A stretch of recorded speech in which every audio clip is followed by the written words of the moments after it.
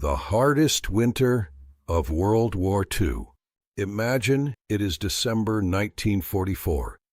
You are standing in the Ardennes forest, surrounded by snow, darkness, and silence so deep it feels unnatural. Your boots are soaked. Your hands no longer hurt because they have gone numb. Somewhere out in the trees, engines are moving, not Allied engines, German engines.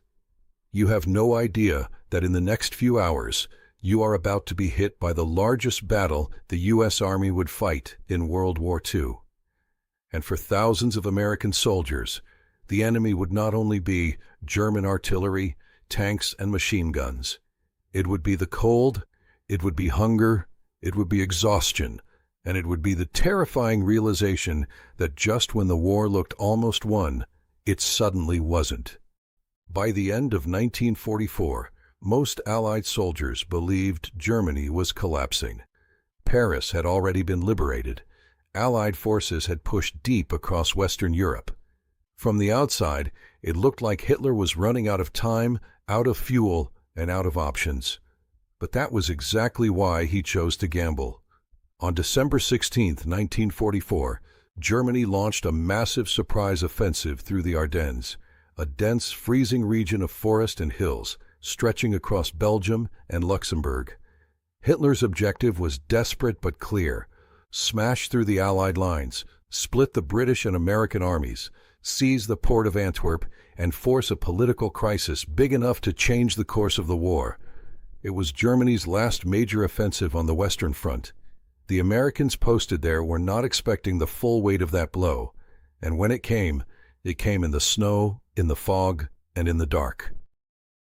The surprise attack. Before dawn, the quiet broke. German artillery opened up across the front. Then came infantry. Then tanks. Entire American positions were hit with a speed and violence that stunned the line.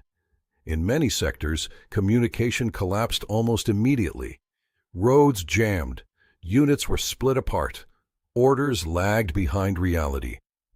This is one of the reasons the Battle of the Bulge feels so dramatic even today. It was not a clean, orderly battle. It was confusion in the woods. It was officers trying to figure out where the line even was. It was men half awake in foxholes, hearing shells land and realizing the war had just changed. The name Battle of the Bulge came from the shape the German offensive drove into the Allied front. On the map, it looked like the line had been punched inward, swollen outward by force, and for a few days, it looked like that punch might actually break through. The German advance was fast enough to create real panic. Fuel depots, crossroads, and bridge routes suddenly became everything. In the Ardennes, roads were limited and the weather was brutal. Whoever controlled the road network controlled movement, supply, retreat, and survival. That is what made one small Belgian town so important. Bastogne becomes the center. That town was Bastogne. On a normal map, Bastogne does not look like the center of a world historic drama. But in December 1944, it sat on a critical road junction. If the Germans took it cleanly and kept moving, the offensive had a much better chance of surviving.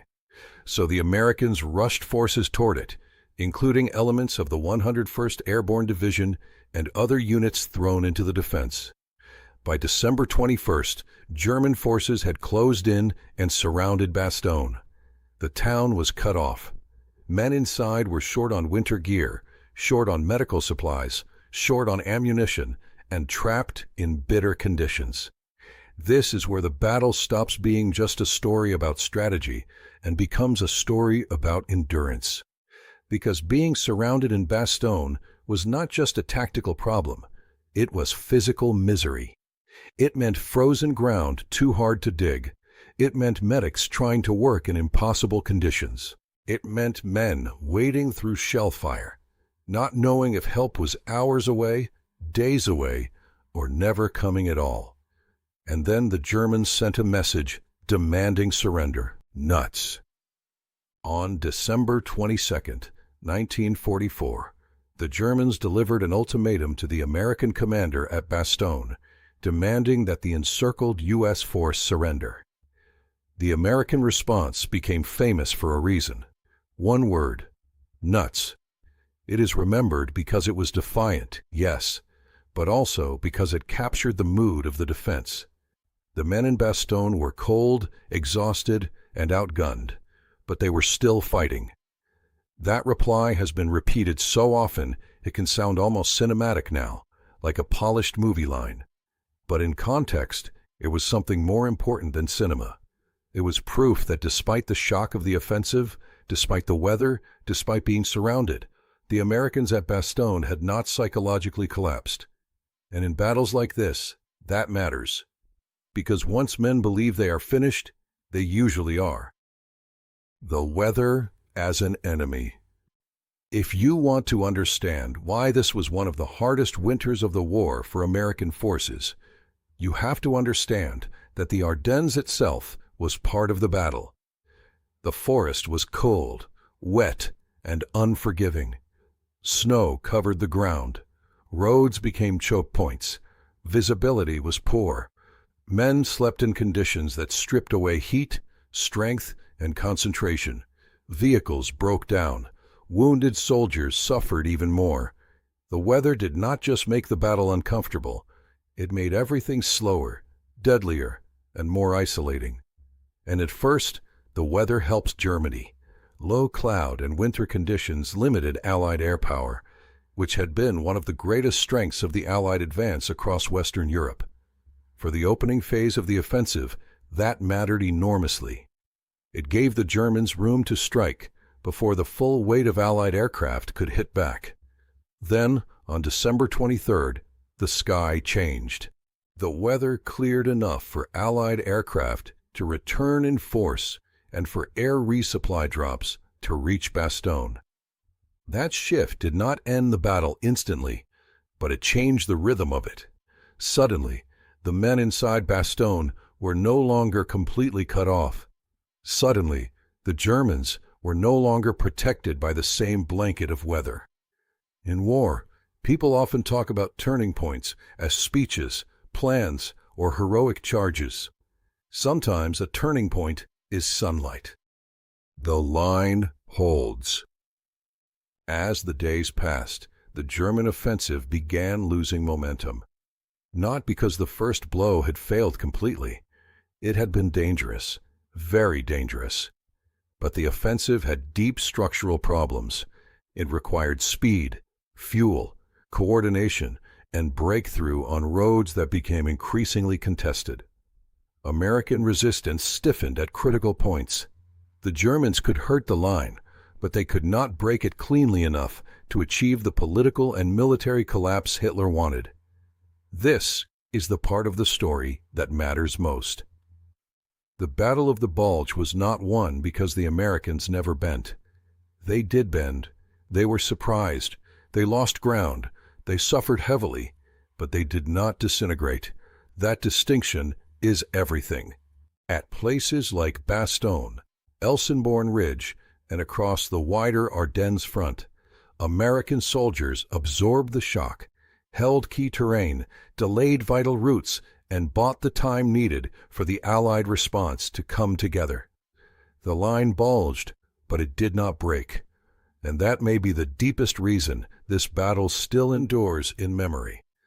It was not a clean victory. It was a brutal refusal to collapse. The cost. That refusal came at a terrible price. The Battle of the Bulge became the largest battle ever fought by the U.S. Army. American casualties were immense.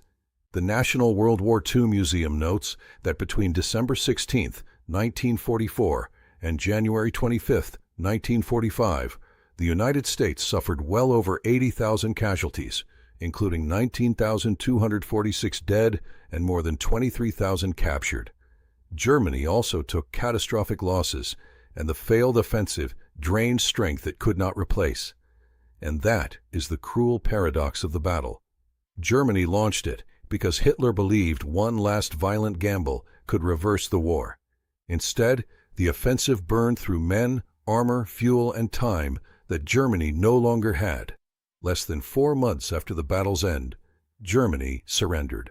When people remember the Battle of the Bulge, they often remember the snow first, the white forests, the frozen roads, the foxholes, the images of Bastogne.